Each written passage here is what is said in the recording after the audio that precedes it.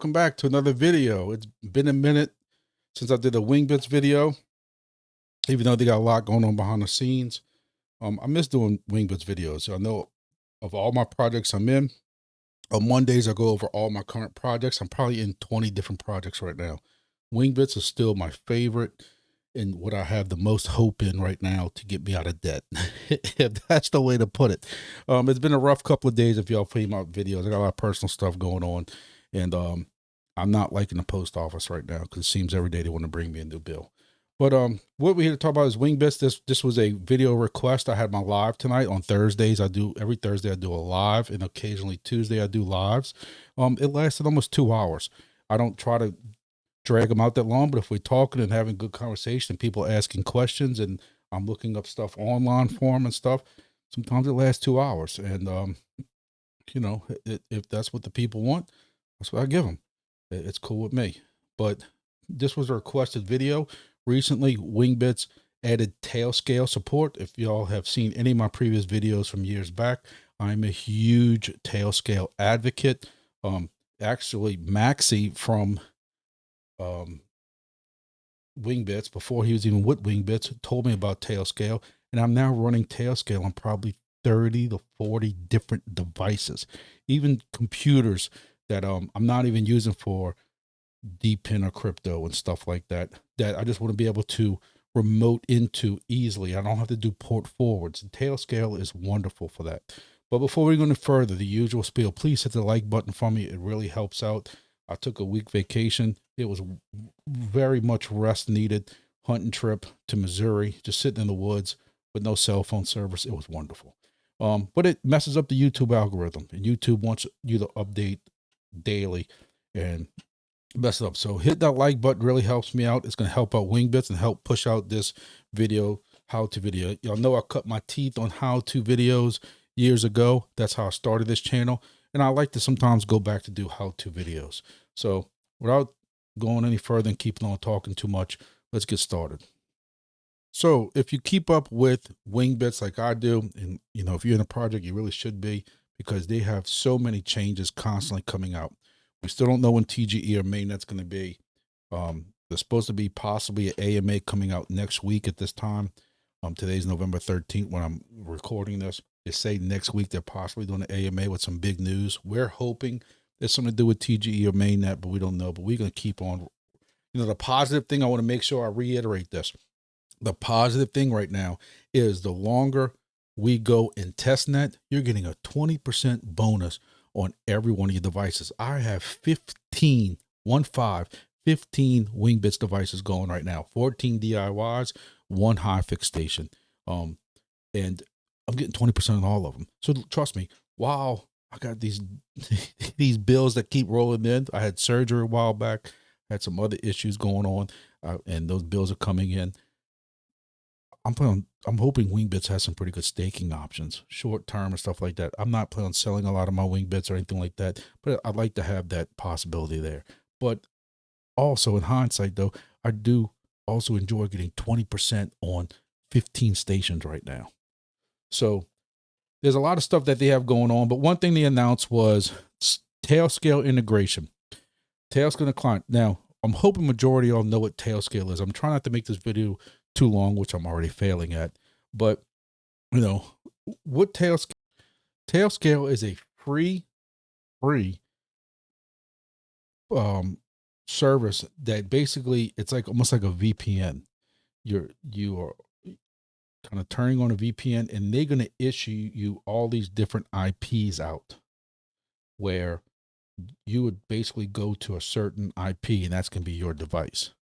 So I did a video at least probably a year and a half ago, if not longer, 2 years, it's been a while, on how to add Tailscale to your DIY device. And I set up these are all fake stations and stuff like that. These were examples that I set up, but basically you could see how Joe's Wingbit station. And if I wanted to access Joe's Wingbit station, all I do is come here and copy this IP, then come down here to PuTTY, and then I would just have to put on PuTTY this IP, and I would be able to SSH into my station. I don't have to worry about wherever Joe's Wingbit station was. I don't have to worry about any kind of port forwards or anything. That's what's so great about it. Again, I'm probably using this on 30 to 40 devices right now.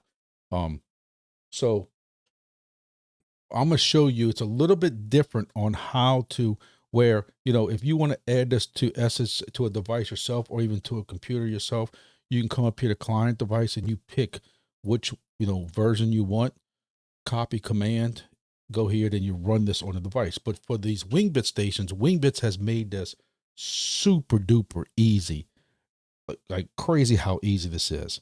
If you've added this to some third-party devices, you can be kind of familiar with this already, but I'm going to show you, I say real quick, but I'm making this video longer than it needs to be by talking too much, but I'm going to show y'all quickly how to add this to a device. Course step one is going to be, you need to go to Wingbits and you need to sign into your stations. So then you click on your stations to see your list of stations that you currently have. This is some I share with my friends. We have to still go install this one probably this weekend. And this is one that's on a third-party device that for some reason's off and we can't figure out why. I think the SDR failed. That's the fun of DIY devices. So we're going to look at my buddy Mike's house. We're going to click on Mike's house and we're going to see what he's doing right now. And we're going to, he has an HOA, so he wanted to be in the project. So he has an antenna stick. And if y'all have seen the video, he has the antenna. He has 2 suction cups that are broom holders. If you ever seen those, stuck to a window on the side of his house. Hey, he lives literally right down the street from the local airport where he's at. So, you know, I'll let him get involved in it. But anyway, so you go to configuration. You click on your stations. You go to whatever station you want. You click on configuration. And then it's going to say, I'm trying to move my fat head down. You know, I have Tailscale still open on this other screen. Okay. So you have Tailscale open. I didn't want to get really involved in setting up a Tailscale things. I have other videos on that. So you have your Tailscale open. So I'm going to go over here and I'm going to click on, I want to allow remote access. Then you have to get a key. So you can press get your key here and it's going to open up Tailscale for you. But when you're on the Tailscale screen, you have your machines here and stuff like that. You're going to go all the way back to settings. At settings, you're going to see right here where it says keys. Okay. Now you have keys. You're going to press, you want an auth key. You can generate a key. You can come right here and you're going to type Wingbits.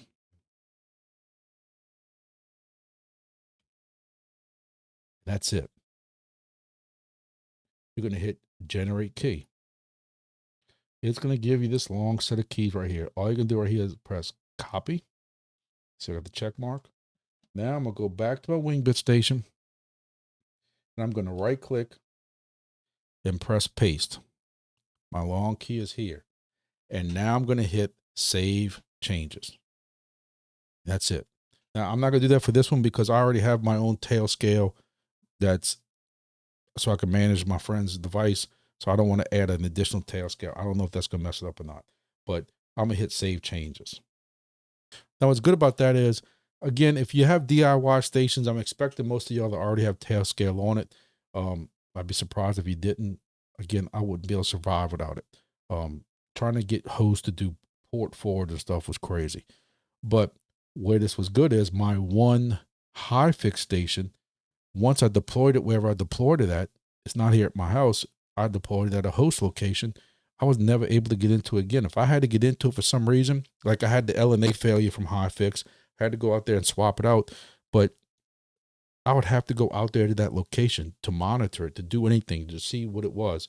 Or I would have to go into my friend's router, explain to him I'm not hacking his bank account because he don't understand, and I have to do port forwards. Now I don't have to worry about that. All right, I'm gonna cover mine up because I don't know if you can do anything with this. What I mean, really, y'all can't. Even if I gave you all the IPs, you can't hack into it because you still have to be logged into my Tailscale to be able to get into that. That's one good thing about Tailscale. But anyway, it can take up, after enabling Tailscale, it can take up to 30 minutes for the station to connect to the Tailscale network and for these links to become available. So once you add it, you will then see it back on at some point, 20, 30 minutes later, you are going to see it on this screen. Now, what I would suggest is see how mine say expired, because I haven't played with them since I ever did that video.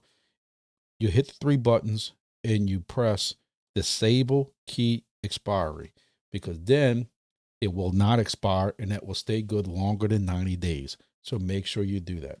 You can also come in here and rename this to whatever you want. Since I put it on Mike's station, I can rename it Mike's Wingbits. So you can do that also. But eventually, and it might take even longer than 30 minutes, but eventually, if you want to get the HiFix UI, which this is not a HiFix station. Oh no, this is actually an HiFix station. So when I click open, see, this says server's IP address cannot be found. So it actually says if the host name based URLs don't work, you may need to use the IP instead.